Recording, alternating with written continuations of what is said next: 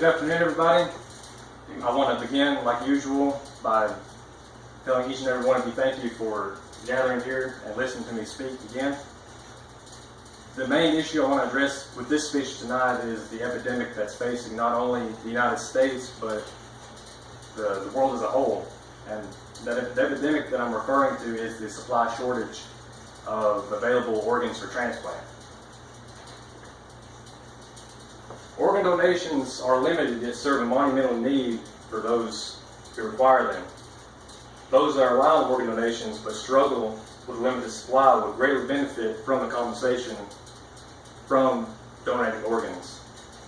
An example of this is that according to Sally Satel's article on altruism is immoral, in the past 6 years, over 90,000 people have been on the transplant waiting list, yet less than 18,000 people actually received one. Through paying donors for his or her organ donation, this would promote the practice and in turn would increase the supply of available organs for transplant with no adverse effects. Financial compensation would be a great benefit, again, because it would increase the available number of organs. There would be no significant increase in cost by doing this. According to Gary Becker and Julio Elias, from their article, The Case for Kidneys, the Cash for Kidneys, the Case for a Market for Organs, the average cost of an organ transplant alone is $150,000. Through their research, they found organs could be bought, or the market price for organs should be around $5,000 to $25,000 per organ. This is about 15% of the transplant, the total cost of the transplant. It is a slight increase in the cost, but as you'll see later, the cost is almost, if not entirely, negated. It's not a huge increase. By compensating organ donors, again, going back to the supply of available organs, that's the main point. Transplant waiting times will be greatly reduced. Again, referring back to Becker and Elias from the same article, The Case for Kidneys, the average transplant waiting time is around 4.5 years. During this time, the average cost of medical treatment is over $250,000. It's close to $350,000 over those 4.5 years. The 15% increase discussed earlier on in the speech will be made up in as little as 4 months, and just in the cost of medical savings that money would have to spend on. Transplant waiting times will obviously be reduced because the supply will be then able to keep up with the demand.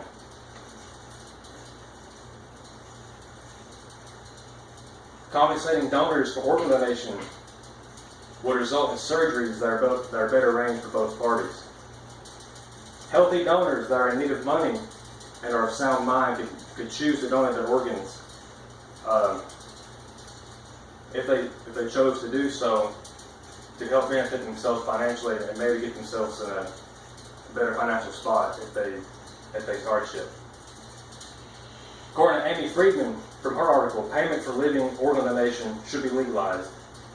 That because payment for organs is illegal in most countries, many people that need an organ transplant will travel to the donor's homeland for the transplantation. This travel expense is unnecessary and could be completely negated if the supply of organs was able to keep up with the demand. In addition to Friedman's article, Sabo Sheikh and Courtney Bruce claim that out of all the people on a transplant waiting list in the United States, 22 people die every day simply because of the lack of supply.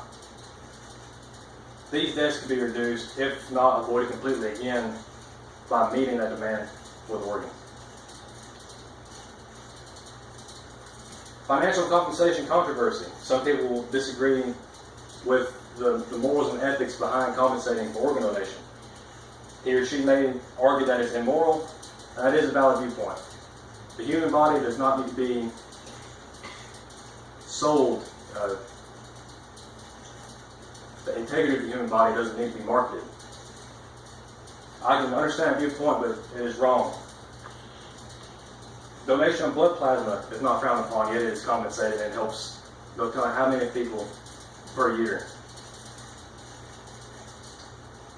And again, if the donor and the recipient both agree voluntarily to transplant and receive the transplant and agree to the price, no morals or ethics were broken by choosing to be compensated for the donation.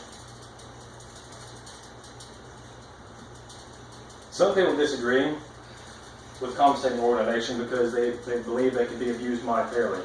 That's another key point to the financial compensation controversy. Two of the biggest barriers to this becoming commonplace practice. Some argue that those in poor health that are desperate for money could donate an organ that is not in healthy condition, or they could be persuaded to donate an organ by a family member that maybe know they're in poor health and would like to get the windfall, the cash from the operation. The obvious refutation to this viewpoint is that to be considered for organ donation, the donor would have to be medically screened thoroughly. An additional safeguard to prevent monetary abuse, to protect the donors as well as the recipients, will be to implement a donor wait time to allow the donor and the recipient to reflect on the decision before an organ was actually donated. After the organ is removed, it is difficult to get it replaced. Conclusion. To summarize, the available organ supply is not able to keep pace with the demand. By introducing compensation for organ donation, this would promote the practice, and many donors that are on the fence that couldn't decide if they wanted to donate or not, this may be a tipping point to urge them to do so. The supply of organs, would increase without a great increase in overall cost. Going back to earlier, over 4.5 years, the medical costs were nearly $350,000 on average. The 15% increase in cost by having to purchase the organs will be made up in as little as 4 months. That 5th month, you can almost see it as making money. A penny saved is a penny earned. Also, surgeons have a greater supply of organs to choose from to better suit the recipient. They wouldn't have to maybe insert a subpar organ into somebody because their condition is critical and that's the only organ available. The recipient would also benefit from not having to wait nearly as long on that waiting list and risk being one of those 20 people that die every year in the United States. Although some people disagree with the concept, ultimately it is an effective solution to the organ supply problem. Thank you.